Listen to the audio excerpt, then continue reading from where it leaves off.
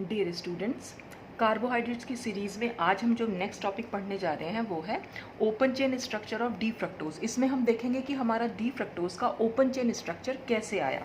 जैसे कि हमने open chain structure of D glucose देखा था, ठीक वैसे ही उसमें वही सब रिएक्शंस इसमें भी करानी है। तो फिर उसके बाद हमें मालूम पड़ेगा कैसे ये ओपन चेन स्ट्रक्चर आया है फ्रक्टोज के लिए। तो सबसे पहले वैसे ही जैसे कि ग्लूकोज में क्या था, सबसे पहले मॉलिकुलर फार्मूला देखेंगे इसमें। तो मॉलिकुलर फार्मूला कैसे मालूम पड़ता है? Elemental analysis and molecular weight determination show that the molecular formula of fructose is C6H12O6। Glucose और फ्रक्टोज का मॉलिकुलर फार्मूला सेम होता है, ठीक है। और ये मॉलिकुलर फार्मूला हमें कैसे मालूम पड़ता है, ये मैंने आपको ग्लूकोज के केस में भी समझाया था कि 12th क्लास में आप लोगों ने मॉलिकुलर वेट डिटर्मिनेशन और एलिमेंटल एनालिसिस देखी होगी। तो उसकी हेल्प से ही हम ये पता लगा पाते हैं कि इसका मॉलिकुलर फार्मूला क्या है। फिर हम इसमें ये चेक करेंगे कि presence of a straight chain of 6 carbon atoms की फ्रक्टोज में एक 6 कार्बन एटम की स्ट्रेट चेन है। तो ये बात हमें कैसे मालूम पड़ी? Complete reduction of fructose with HI and red phosphorus, P for phosphorus, produces N hexane. कि जब हमने फ्रक्टोज का कंप्लीट रिडक्शन कराया किसके साथ? HI और रेड फॉस्फोरस के साथ, तो हमें क्या मिला? हमें मिली नॉर्मल हेक्सेन। और हेक्सेन क्या होता है? एक 6 कार्बन एटम की स्ट्रेट चेन होती है। This indicates the presence of a straight chain of 6 carbon atoms in fructose. क्योंकि कंप्लीट रिडक्शन से हमें फ्रक्टोज के ये जो चेन मिली हमें, देखिए जैसे ये रिएक्शन आपको यहाँ पर लिखनी पड़ेगी। ये बात मैंने आपको ग्लूकोज में भी समझाई थी कि मैं यहाँ पर सिर्फ जो है आपको लैंग्वेज लिख के दी है, आपको रिएक्शन खुद से लिखनी पड़ेगी। दोबारा से मैं नहीं बता रही हूँ कि ये सब रिएक्शंस मैंने general properties of D fructose में बता दी थी, तो इसलिए मैं दोबारा ये रिएक्शन नहीं लिख रही हूँ। तो आपको ये वाली जो रिएक्शन है वो यहाँ पर लिखनी पड़ेगी। तो आप देख ही रहे होंगे कि डी फ्रक्टोज में जब हमने ये रिडक्शन कराया HI और रेड फास्फोरस के साथ, तो हमें एक 6 कार्बन एटम की, 4 कार्बन एटम यहाँ पर है, 5वां ये और 6ठा ये, तो हेक्सेन मिलता है। तो इसी से हमें मालूम पड़ता है कि यहाँ इसके अंदर, क्योंकि ये कंपाउंड हमें मिला है और ये इसकी रिडक्शन से मिला है, तो इसी से हमें मालूम पड़ता है कि फ्रक्टोज में जो है 6 कार्बन एटम की एक चेन है। तो रिएक्शन आपको यहाँ पर लिखनी पड़ेगी। अच्छा, उसके बाद क्या है? Presence of a carbonyl group. अब हमने यहाँ पर ये पता लगाना है कि इसमें कोई कार्बोनिल ग्रुप यानी कि C double bond O group present है या नहीं है। तो fructose reacts with hydroxylamine to form a monoxime और adds only 1 mole of HCN to give a cyanohydrin. These reactions indicate the presence of a carbonyl group। देखिए जो ये reactions होती हैं हाइड्रोक्सिलेमीन या हाइड्रोजन साइनाइड की, ये कार्बोनिल ग्रुप के लिए की जाती हैं। तो जब हमने ये रिएक्शंस करवाई तो ये रिएक्शंस फ्रक्टोज ने दी। जैसे कि अगर हमने HCN के साथ, और ये रिएक्शन आपको यहाँ पर लिखनी है, रिएक्शन विद HCN जैसे हमने कराया, तो इसमें क्या मिले? हमें साइनोहाइड्रिन्स मिल गए, ठीक है। यहाँ पर ये साइनोहाइड्रिन्स कैसे बनते हैं ये सब मैं general properties of D fructose में क्लियर कर चुकी हूँ। तो अगर आपने वो वीडियो नहीं देखा है तो पहले आप वो वीडियो देखिएगा, फिर आप यहाँ पर आइएगा। तो HCN के साथ रिएक्शन करने से हमें यहाँ पर 2 साइनोहाइड्रिन्स मिल रहे हैं, और इसी से हमें यहाँ पर ये मालूम पड़ रहा है, क्योंकि साइनोहाइड्रिन का बनना या HCN के साथ रिएक्शन का होना तभी पॉसिबल है जब कंपाउंड में ये C डबल बॉन्ड O यानी कि कार्बोनिल ग्रुप प्रेजेंट होगा। तो ये तो HCN के साथ रिएक्शन थी, और ऐसे ही मैं दिखा सकती हूँ आपको हाइड्रोक्सिल एमीन के साथ। ये रिएक्शन है हाइड्रोक्सिल एमीन के साथ। तो हाइड्रोक्सिल एमीन, ये हाइड्रोक्सिल एमीन है, वाटर यहाँ निकल जाएगा और यहाँ पर जो है ये ऑक्साइन फॉर्म हो जाता है फ्रक्टोज का। तो ये दोनों रिएक्शन आप यहाँ पर लिख सकते हैं। इसी से हमें मालूम पड़ता है कि यहाँ पर ये कार्बोनिल ग्रुप जो है प्रेजेंट है।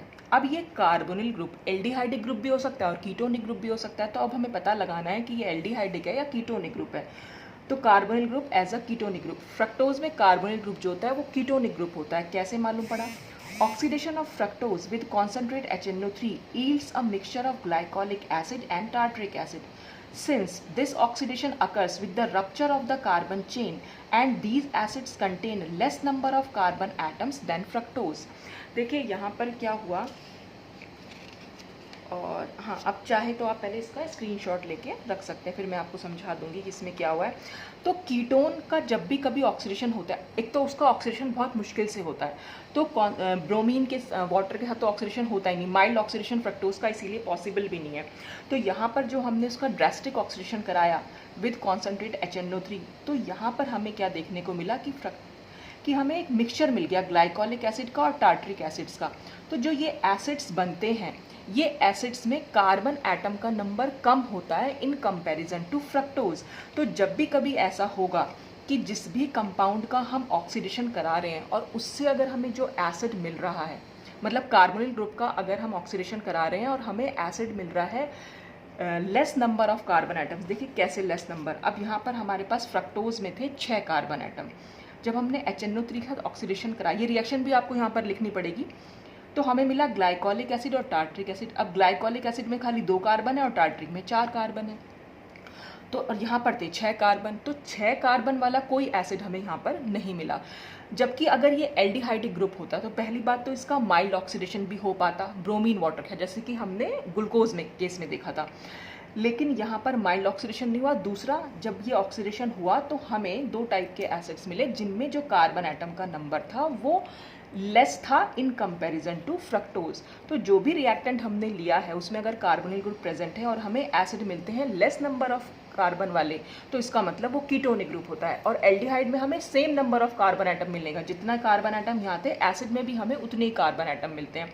और दूसरी चीज़ हुई कि यहाँ पर रप्चर हुई है, जो कार्बन चेन थी फ्रक्टोज की वो रप्चर हो गई है, तभी यहाँ पर हमें एक ये 2 एसिड्स वाला और यहाँ पर हमें ये 2 कार्बन वाला और यहाँ पर हमें सिर्फ 4 कार्बन वाला जो है वो एसिड यहाँ पर मिल पा रहे हैं। तो इससे हमें मालूम पड़ता है कि डी फ्रक्टोज में एल्डिहाइडिक ग्रुप प्रेजेंट नहीं है बल्कि कीटोनिक ग्रुप प्रेजेंट है।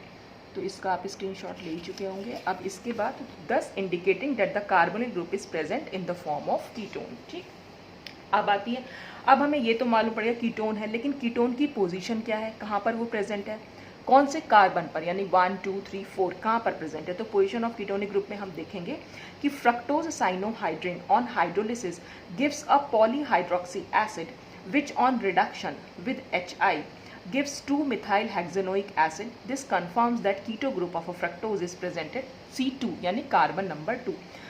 ये जो हमारा है फ्रक्टोज का स्ट्रक्चर है, यहाँ पर ये कार्बन नंबर 1 है, ये 2 है, फिर 3 कार्बन यहाँ पर हैं 3 4 5 और ये हो गया 6 कार्बन एटम। अब हमने HCN के साथ रिएक्शन कराई, तो सबसे पहले HCN के साथ रिएक्शन कराने पर यहाँ पर साइनोहाइड्रिन बनेंगे।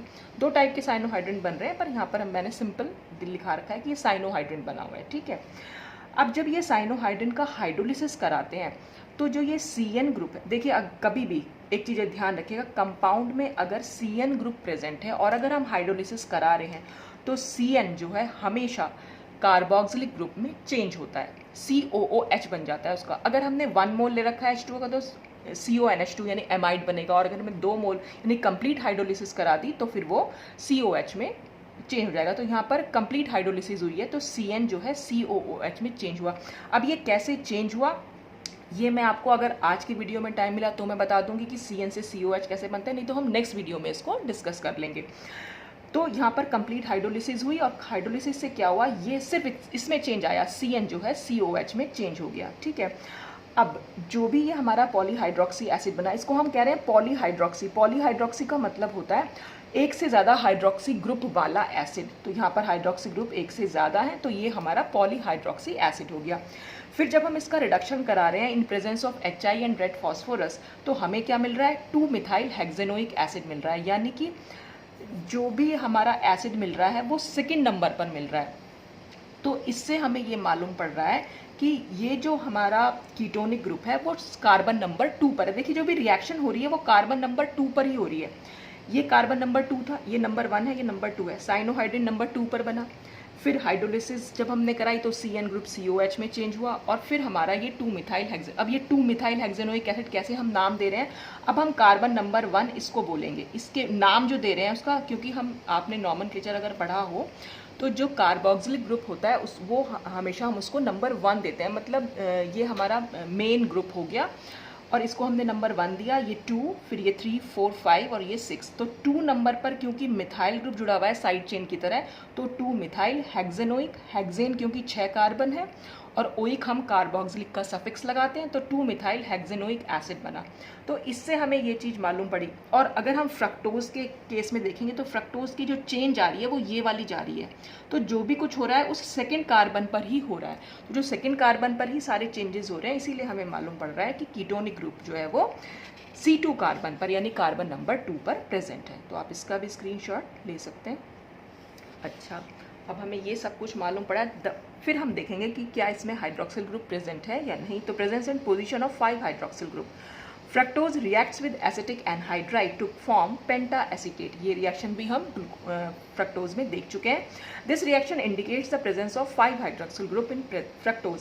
अगर हमें हाइड्रोक्सिल ग्रुप का पता लगाना है तो हम जनरली क्या करते हैं, कंपाउंड का एसिटाइलेशन करा देते हैं विद एसिटिक एनहाइड्राइड। ये AC2O का मतलब भी मैं आपको बता चुकी हूँ। AC होता है CH3CO ग्रुप, तो CH3CO का होल ट्वाइस और O ऑक्सीजन, तो ये हो गया एसिटिक एनहाइड्राइड। तो CH3CO इतना बड़ा ना लिख के इसको शॉर्ट में हम AC लिख सकते हैं, एसिटाइल ग्रुप। ठीक है। अच्छा, अब हम जब इसका वो कराएंगे, ये रिएक्शन भी मैं आपको एक्सप्लेन कर चुकी हूँ फ्रक्टोज में भी और ग्लूकोज में भी कि कैसे हम एसिटाइलेशन कराते हैं। तो जितने भी OH ग्रुप हैं वो सब OAC में चेंज हो जाते हैं, जितने भी OH हैं। तो 5 OH हैं तो इसलिए 5 हमने एसिटिक एनहाइड्राइड के लिए हैं मोल्स, और इसीलिए ये 5 जो है OH जो है वो चेंज हो गए हैं एसिटाइल ग्रुप में जो OH थे, और ये 5 एसिटिक एसिड्स के मोल्स जो है वो निकल चुके हैं। तो फ्रक्टोज पेंटा एसीटेट बनता है, जिससे हमें ये कंफर्म होता है कि इसमें 5 हाइड्रोक्सिल ग्रुप्स प्रेजेंट हैं। अच्छा, अब क्योंकि since fructose is a stable molecule, fructose एक स्टेबल मॉलिक्यूल है and is not dehydrated easily, और बहुत इजीली डिहाइड्रेटेड नहीं होता है, मतलब बहुत इजीली पानी इसमें से नहीं निकल पाता। All 5 OH group must be present on different carbon atoms. ये लाइन मैंने आपको ग्लूकोज में बताना भूल गई थी। ग्लूकोज में भी आप ये लाइन जरूर लिखिएगा, जहाँ पर भी पोजीशन ऑफ 5 हाइड्रोक्सिल ग्रुप्स लिखा हुआ है स्ट्रक्चर ऑफ ग्लूकोज में, ये लाइन जरूर लिखिएगा। बस सिंस फ्रक्टोज की जगह सिंस ग्लूकोज कर लीजिएगा। अब देखिए कैसे फ्रक्टोज, क्योंकि एक स्टेबल कंपाउंड है, इसी बात से हमें मालूम पड़ रहा है कि ये पांचों हाइड्रोक्सिल ग्रुप किसी एक कार्बन पर प्रेजेंट नहीं है, वो जितने भी कार्बन्स अलग अलग कार्बन पर वो प्रेजेंट हैं।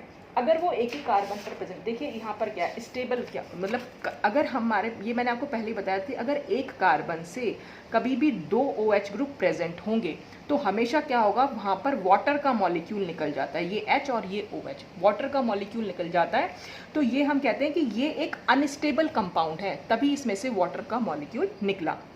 लेकिन फ्रक्टोज क्योंकि एक स्टेबल मॉलिक्यूल है, इसमें वाटर का मॉलिक्यूल इजीली नहीं निकल रहा है, नॉट डिहाइड्रेटेड इजीली। इसी से हमें मालूम पड़ रहा है कि जो 5 हाइड्रोक्सिल ग्रुप हैं वो अलग अलग कार्बन एटम्स पर प्रेजेंट हैं। ठीक है, तो ये वाली लाइन आपको ग्लूकोज में भी ऐड करनी है, वहाँ मैं बताना भूल गई थी इसे। अब आता है इसका, फिर हमें क्या क्या चीज़ें मालूम पड़ी फ्रक्टोज के बारे में। तो इसका पॉसिबल स्ट्रक्चर, एक तो हमें मालूम पड़ा कि कार्बन की यहाँ पर 6 कार्बन एटम्स की एक स्ट्रेट चेन है। तो हमने 6 कार्बन एटम्स की एक स्ट्रेट चेन, जैसे मैं आपको यहाँ बना के दिखा दूँ, ये 1, ये 2, ये 3, ये 4, ये 5 और ये 6। ठीक है, ये 6 कार्बन एटम की चेन बनाई। फिर हमें मालूम ये भी पड़ा कि सेकेंड, ये नंबर 1 अगर मैं इसको दूँ, ये 2, ये 3, ये 4, ये 5, ये 6, सेकेंड कार्बन पर कार्बोनिल ग्रुप प्रेजेंट है एज अ कीटोनिक ग्रुप, ये हमने अभी पता लगाया। तो सेकेंड कार्बन पर हमने ये कीटोनिक ग्रुप बना दिया। अब हमने क्या करना है, अब इसमें ये भी मालूम पड़ा कि 5 हाइड्रोक्सिल ग्रुप भी प्रेजेंट है। अब देखो 5 हाइड्रोक्सिल ग्रुप डिफरेंट कार्बन पे हैं, तो इस कार्बन पे तो हो नहीं सकते, क्योंकि इस कार्बन की चारों वैलेंसीज, कार्बन की 4 ही वैलेंसीज होती हैं, वो 4 बॉन्ड्स बना सकता है, वो चारों बॉन्ड यहाँ बन चुके हैं। तो यानी कि वो 5 कार्बन कौन से होंगे, एक तो ये पहला कार्बन होगा, ये दूसरा कार्बन होगा, ये तीसरा, ये चौथा और ये 5वां। ठीक, और बाकी जो कार्बन की वैलेंसी है हम उसे हाइड्रोजन से पूरा करेंगे। जैसे यहाँ पर अगर 2 बॉन्ड बने हुए हैं तो इसका मतलब 2 हाइड्रोजन इसमें जुड़े हुए होंगे। यहाँ पर कार्बन के 3 बॉन्ड बने हुए हैं, इसका मतलब एक H भी जुड़ा हुआ होगा। यहाँ भी कार्बन के 3 बॉन्ड है, एक H यहाँ होगा। यहाँ कार्बन के 3 बॉन्ड है, एक H यहाँ होगा। यहाँ कार्बन के सिर्फ 2 ही बॉन्ड है, इसलिए 2 हाइड्रोजन होंगे। तो इसका स्ट्रक्चर कैसे निकल के आया, ऊपर CH2OH है, तो यानी ये CH2OH है और नीचे भी CH2OH है, और सेकंड नंबर पे C double bond O group है, और बाकी 3 कार्बन जो हैं उन पर H और OH हैं। लेकिन यहाँ पर हमें इन H और OH की जो पोजीशन है, एक्चुअल में इस कार्बन का जो एब्सोल्यूट कॉन्फ़िगरेशन है कि ये R है या S है, मतलब हम ये कह सकते हैं कि ये जो 3 कार्बन बचे हैं हमारे ये वाले, पहली बात तो हमें ये मालूम पड़े कि ये तीनों कार्बन जो है वो एसिमेट्रिक कार्बन एटम है या कायरल कार्बन है। एसिमेट्रिक का मतलब मैंने आपको पहले ही बताया था कि कार्बन जब 4 डिफरेंट ग्रुप से जुड़ा हुआ होता है तो वो एसिमेट्रिक कार्बन एटम होता है। तो इसके पास 3 कार्बन एटम्स हैं फ्रक्टोज में जो एसिमेट्रिक कार्बन एटम्स हैं, और इन कार्बन को हम R लिखेंगे कि S, यानी ये OH राइट हैंड साइड पर लिखेंगे या OH लेफ्ट हैंड साइड पर लिखेंगे, ये अभी हमें नहीं पता है। ये कन्फिग्रेशन हमें इसका पता लगाना है। तो यही इसमें लिखा हुआ है कि ये स्ट्रक्चर हमारे पास आया। Fructose has 3 asymmetric carbon atoms, तो हम इसका आइसोमर्स भी निकाल सकते हैं 2 टू द पावर, हम यहाँ पर मैंने आपको लास्ट वीडियो में बताया था ग्लूकोज के कि 2 की पावर में हम number of asymmetric carbon atoms लिख देते हैं, क्योंकि 3 कार्बन एटम है इसलिए 2 टू द पावर 3 हो गई। इसका मतलब इसके पास खाली 8 आइसोमर्स जो हैं वो पॉसिबल हैं। तो अब हम पता लगाएंगे इसके अराउंड, इन कार्बन के अराउंड कन्फिग्रेशन क्या है। तो इसका आप स्क्रीनशॉट लेके रख सकते हैं। अब आता है configuration of D fructose. The open chain structure of D-fructose has 3 asymmetric carbon atoms. This representation of fructose is incomplete because we have yet to determine the configuration of these 3 asymmetric centers. क्योंकि ये incomplete माना जाएगा और इसमें जो है हमें तीनों asymmetric carbon atom के around configuration को determine करना है। अब ये determine करने के लिए हमारे पास जो key compound है, जिस compound की हम help ले रहे हैं उसको हम key compound बोल रहे हैं। A key compound in this determination is D-glucose. यहाँ पर जो हमारी हेल्प करेगा वो है D-glucose. It has been found that both fructose and glucose yield identical osazones when treated with excess phenylhydrazine.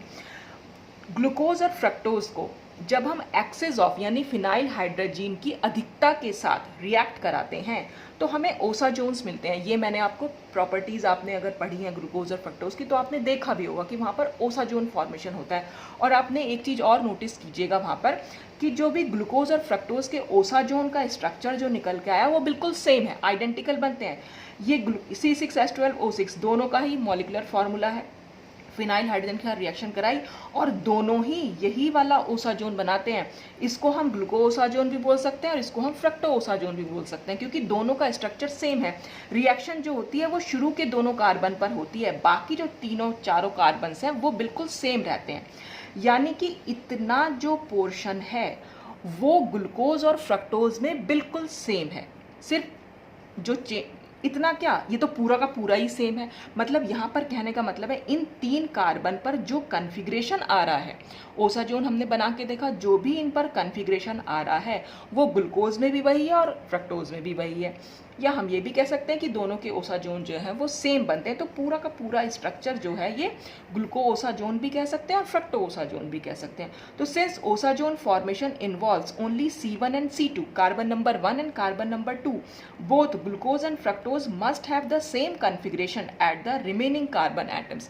यही बात इसमें बताई गई, क्योंकि इन्हीं दोनों पर रिएक्शन हुई है। इसका मतलब बाकी के जो कार्बन एटम्स हैं उन पर जो कन्फिग्रेशन है कार्बन एटम्स का वो दोनों में सेम रहेगा। जो ग्लूकोज में है वही फ्रक्टोज में भी है। ठीक है, तो अब आप इसका स्क्रीनशॉट ले लीजिए। और इसके बाद तो हमने क्या देखा, ग्लूकोज का स्ट्रक्चर हमारे पास था पहले से ही।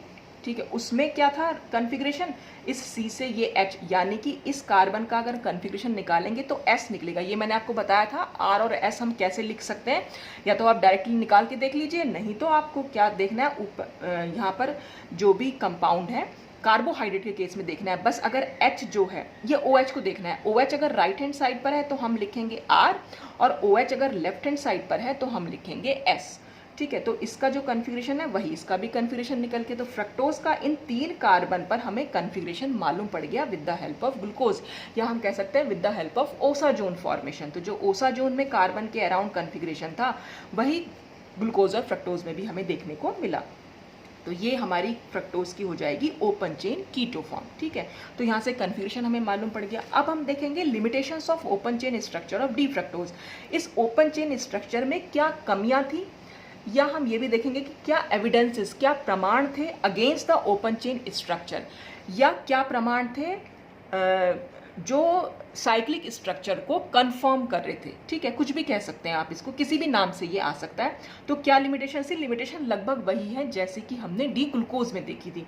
Fructose does not form an addition product with NaHSO3, यानी सोडियम बाईसल्फाइड के साथ ये कोई एडिशन प्रोडक्ट फॉर्म नहीं कर पाता।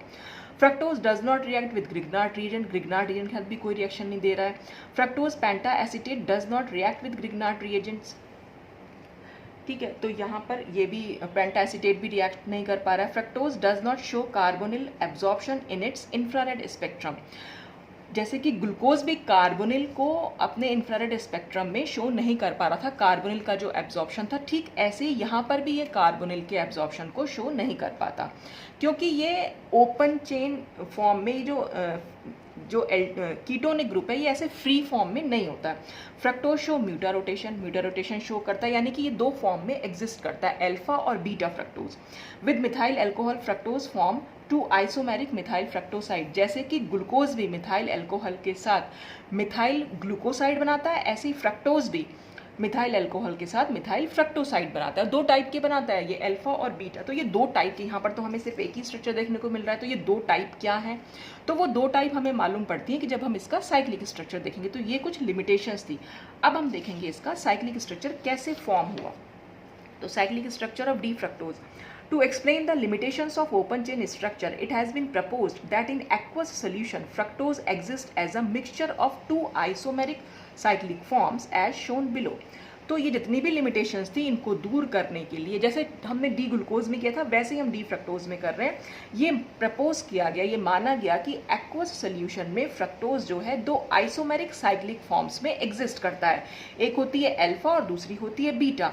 अब ये कैसे बनती हैं, ठीक वैसे ही जैसे कि हमने वहाँ पर डिस्कस किया था ग्लूकोज के केस में। यहाँ पर भी ये कार्बोनिल ग्रुप है और यहाँ पर भी ये OH ग्रुप है। तो कार्बोनिल और OH ग्रुप में इंटरमॉलिक्यूलर इंटरेक्शन हो जाता है और इस इंटरेक्शन से हमें जो है, जैसे वहाँ पर हमें हेमी एसिटल मिल रहा था ग्लूकोज के केस में, क्योंकि वहाँ पर एल्डिहाइडिक ग्रुप प्रेजेंट था। यहाँ पर कीटोनिक ग्रुप प्रेजेंट है, तो यहाँ पर हम इसको बोलेंगे कि ये हेमी कीटल बन रहा है। तो जो ये कार्बन हो जाएगी ये हेमी कीटल कार्बन कहलाएगी। अब हुआ कैसे, रिएक्शन बिल्कुल वैसे ही हो रही है। देखिए कार्बोनिल ग्रुप में ऑक्सीजन ज़्यादा इलेक्ट्रोनेगेटिव है, तो ये बॉन्ड अगर हम यहाँ शिफ्ट करा देंगे तो अब कार्बन और ऑक्सीजन के बीच में एक तो सिंगल बॉन्ड रह जाएगा, ऑक्सीजन पर नेगेटिव चार्ज आएगा और कार्बन पर पॉजिटिव चार्ज। ये सब मैं बहुत डिटेल में पहले ही एक्सप्लेन कर चुकी हूँ, इसलिए दोबारा से नहीं, बस हल्के से बता रही हूँ मैं आपको। तो जैसे ही कार्बन पर पॉजिटिव चार्ज आएगा, इस ऑक्सीजन का ये जो इलेक्ट्रॉन्स हैं, ये ऑक्सीजन अपने इलेक्ट्रॉन्स इसको दे देगा, तो कार्बन और इस ऑक्सीजन के बीच में एक बॉन्ड फॉर्म हो जाएगा और ऑक्सीजन पर अब पॉजिटिव चार्ज आ जाएगा, क्योंकि ऑक्सीजन ने अपने इलेक्ट्रॉन कार्बन को दे दिए हैं। और ऑक्सीजन के इस पॉजिटिव चार्ज को दूर करने के लिए ये बॉन्ड जो है O और H के बीच का है, ये बॉन्ड इस ऑक्सीजन पर शिफ्ट हो जाएगा। जब ये बॉन्ड ऑक्सीजन पर शिफ्ट होगा तो ये हाइड्रोजन यहाँ से हट जाएगा। और हाइड्रोजन कैसे हटेगा, हाइड्रोजन पर पॉजिटिव चार्ज है, क्योंकि हाइड्रोजन ने अपना इलेक्ट्रॉन इस ऑक्सीजन को दे दिया, क्योंकि ये पूरा का पूरा बॉन्ड, यानी ये दोनों इलेक्ट्रॉन्स जो है ऑक्सीजन पर शिफ्ट हुए हैं। तो हाइड्रोजन का जो पॉजिटिव चार्ज है और ऑक्सीजन का जो नेगेटिव चार्ज है, तो इस O और H के बीच में बॉन्ड बन जाएगा। तो यहाँ वाला कार्बन जो है वो एसिमेट्रिक कार्बन एटम बन जाएगा। क्यों, क्योंकि उस कार्बन से एक OH जुड़ गया, यहाँ से O और H, और एक ये CH2OH जुड़ा हुआ है, तो ये CH2OH यहाँ जुड़ा हुआ है। तो अब ये OH अगर राइट हैंड साइड पर है तो अल्फा डी फ्रक्टोज, और ये OH अगर लेफ्ट हैंड साइड पर है तो बीटा डी फ्रक्टोज। और ये ऐसे क्यों हुआ ये भी मैंने आपको बताया था, क्योंकि ये एक प्लानर स्ट्रक्चर होता है। प्लानर स्ट्रक्चर पर जब भी कभी ये अटैक होगा तो या तो वो ऊपर से हो सकता है या वो नीचे से हो सकता है, दो पॉसिबिलिटीज़ हो सकती हैं। तो इन्हीं दो पॉसिबिलिटीज़ को जब हम कॉपी पर दिखाते हैं तो एक को OH को हम राइट हैंड साइड पर लिखेंगे और एक OH को हम लेफ्ट हैंड साइड पर, तो इस तरह से दो फॉर्म्स जो हैं हमें मिल जाएंगी। तो जब हम OH लेफ्ट हैंड साइड लिख रहे हैं तो वो बीटा डी फ्रक्टोज हो जाएगा, जब हम राइट हैंड साइड लिख रहे हैं तो अल्फा डी ग्लूकोज हो जाएगा। और इस कार्बन और ऑक्सीजन के बीच में यहाँ हमने बॉन्ड बनता हुआ दिखा दिया। और ये भी मैंने बताया था कि यहाँ पर हमारी ये जो रिंग स्ट्रक्चर हमारा बन के आया है, ये 1 2 3 4 5 और 6 मेंबर्ड रिंग बन रही है। और 6 मेंबर्ड रिंग कंपैरेटिवली ज़्यादा स्टेबल होती है, इसलिए यहाँ पर इस वाले OH ने जो है इस पर अटैक किया था, यानी ये वाले OH ने इस पर अटैक किया। तो these two forms of fructose result from the intermolecular interaction between the carbonyl group at C2 and the hydroxyl group at C6. The isomers having the OH group to the left of C2 is known as beta D fructose and the one having OH group on the right as alpha D fructose। तो वही सब मैंने आपको इसमें समझाया भी है। तो ये हो गया यहाँ पर cyclic structure of D fructose. अच्छा, इसके बाद हम देख लेते हैं हावर्थ प्रोजेक्शन। हावर्थ प्रोजेक्शन ये जो हमारा यहाँ पर था इसको हम बोल देते हैं फिशर प्रोजेक्शन। जो फिशर प्रोजेक्शन होता है। और फिशर प्रोजेक्शन से हम हार्वर्ड प्रोजेक्शन को भी बना सकते हैं। हार्वर्ड प्रोजेक्शन में आपने क्या करना है, ऑक्सीजन जो बनाई, ऑक्सीजन से हम क्लॉकवाइज चलेंगे, ठीक है, इस तरह से। तो ये पहली कार्बन यहाँ पर आएगी, ये वो हेमिकीटल कार्बन होगी। जो यहाँ पर ये ऑक्सीजन है, ऑक्सीजन से ये पहली कार्बन, मतलब यहाँ पर जो आई है, इस कार्बन से CH2OH जुड़ा हुआ है और OH जुड़ा हुआ है। तो इस कार्बन से हमने CH2OH जोड़ दिया और OH जोड़ दिया। अच्छा, और फिर क्या हुआ है, फिर हम नीचे नेक्स्ट कार्बन पर गए, फिर H और OH। अब ये ग्रुप्स कैसे जुड़े हैं, बस वो मैंने आपको बताया था कि जो भी इसमें राइट हैंड साइड पर लिखा हुआ होगा ग्रुप, वो इसमें नीचे की साइड जुड़ जाएगा, ठीक है। जैसे ये H, OH और OH, तो ये H, ये OH और OH, ये सब नीचे की साइड आए हैं। और लास्ट वाले कार्बन पर क्योंकि दोनों हाइड्रोजन ही हैं, तो इन दोनों को हाइड्रोजन की तरह इसमें लिख दिया है। अच्छा, यहाँ पर ये CH2OH और ये OH, ये सब मैंने आपको ग्लूकोज के केस में समझाया था कि यहाँ पर जो है आप एक कार्बन के बॉन्ड को फिक्स करके सिर्फ इनको घुमा दिया गया है, ठीक है। जैसे उसमें भी दिखाया था मैंने आपको डी ग्लूकोज के केस में। तो जब हम इसको घुमा देंगे तो CH2OH जो है OH की जगह पे आ जाएगा और OH जो है वो CH2OH की फॉर्म पे पहुंच जाएगा। तो क्योंकि अब OH यहाँ आ जाएगा, इसमें ये OH इधर की साइड आएगा और CH2OH इधर की साइड जाएगा, तो उसी हिसाब से हमने इसको बना भी रखा है। तो अल्फा डी फ्रक्टोपायरेनोज फॉर्म बन जाएगी, क्योंकि मैंने ये आपको बताया भी था कि अच्छा ये मैंने उल्टा बता दिया, ये बीटा डी फ्रक्टोज ये अल्फा डी फ्रक्टोज देख रहे हैं। देखिए अल्फा डी फ्रक्टोज में OH जो है राइट हैंड साइड पर है, इसलिए हमने OH को नीचे की साइड बनाया है। और ये CH2OH लेफ्ट हैंड साइड पर है, इसलिए हमने इसे ऊपर की साइड बनाया है, ठीक है। तो यहाँ पर कोई हमने जैसे ग्लूकोज के केस में रोटेशन करी थी, यहाँ पर रोटेशन करने की ज़रूरत नहीं है, तो मैंने गलती से ये स्ट्रक्चर देख लिया था एक्चुअली। और ऐसे बीटा डी फ्रक्टोज में CH2OH जो है राइट हैंड साइड पर है, इसलिए हमने इसे नीचे बनाया है, और इसमें OH लेफ्ट हैंड साइड पर है, इसलिए हमने इसे ऊपर बनाया है, ठीक है। तो बस आपने सिर्फ इतना देखना है। और ये मैं आपको बता रही थी कि इसको हम अल्फा डी फ्रक्टोज भी बोल सकते हैं या अल्फा डी फ्रक्टोपायरेनोज स्ट्रक्चर, क्योंकि ये पायरन, मैंने आपको कंपाउंड पिछली बार भी बताया था ग्लूकोज के केस में भी, पायरन जो होता है हमारा एक हेट्रोसाइक्लिक कंपाउंड होता है, जिसको हम कुछ इस तरीके से बनाते हैं। तो ये पायरन रिंग कहलाती है, एक्चुअल में पायरन होता है ये। तो पायरन रिंग जो होगी वो खाली इस बॉन्ड को हटा दीजिए। तो 6 मेंबर, मतलब 5 कार्बन होते हैं और 1 ऑक्सीजन होती है, तो 6 मेंबर्ड रिंग होती है। तो क्योंकि ये बेसिक स्ट्रक्चर जो है वो पायरन से लिया हुआ है हमने, इसलिए हम इसे पायरेनोज फॉर्म बोल दे रहे हैं। पायरेनोज के स्ट्रक्चर के अलावा fructose also exist as a 5 membered furanose structure. वो फ्यूरानोज स्ट्रक्चर में मिलता है। अब हम जो कंपाउंड ले रहे हैं वो फ्यूरन ले रहे हैं। फ्यूरन कैसे बनाते हैं हम, फ्यूरन ऐसे होती है, ये हमारी फ्यूरन हो गई, ठीक है। तो इसमें अगर हम डबल बॉन्ड हटा दें तो ये एक बेसिक स्ट्रक्चर जो है वो फ्यूरन का हो जाएगा, जिसमें 4 कार्बन होते हैं और 1 ऑक्सीजन होती है। तो हमने यहाँ पर भी 1 2 3 4 4 कार्बन ले रखे हैं और 1 ऑक्सीजन ले रखी है, तो ये हमारी फ्रक्टोफ्यूरानोज फॉर्म बन जाती है। तो इस फॉर्म में भी ये एग्जिस्ट करता है। तो ये अल्फा डी फ्रक्टोफ्यूरानोज हो गई और ये बीटा डी फ्रक्टोफ्यूरानोज हो गई। तो और हाँ, ये लाइन भी आप याद रखिएगा। कई बार हो सकता है जैसे जो ऑब्जेक्टिव टाइप क्वेश्चंस आते हैं उसमें ये क्वेश्चन पूछा जा सकता है कि सुक्रोज भी हमारा एक कार्बोहाइड्रेट है, सुक्रोज में फ्रक्टोज की कौन सी फॉर्म प्रेजेंट है। तो सुक्रोज में फ्रक्टोज की ये फ्यूरानोज फॉर्म प्रेजेंट होती है। तो जब कभी हम सुक्रोज पढ़ेंगे तब हम इसको डिटेल में देख लेंगे। तो यहाँ पर जो नंबरिंग हमने कर रखी थी वही करेंगे, इस कार्बन से शुरू करेंगे। तो नंबर 1, नंबर 2 कार्बन, क्योंकि हमारी हेमिकीटल कार्बन है, यही थी ना, ये वाली कार्बन में भी तो चेंज आया था, तो नंबर 1 तो CH2OH को ही देंगे, और नंबर 2 थी ये वाली कार्बन, जैसे ये हेमिकीटल कार्बन जो थी, तो नंबर 2, फिर 3 4 5 6, ठीक है। और ऐसे यहाँ पर भी दे रखा है, नंबर 1 हमने इसको दे रखा है, नंबर 2 फिर से हमारी यही हो गई, फिर नंबर 3, नंबर 4, नंबर 5, और ये 5 वाली कार्बन से हमने इसको CH2OH को ऊपर जोड़ दिया और नीचे H, तो ये फ्यूरानोज फॉर्म हो जाती है इसकी।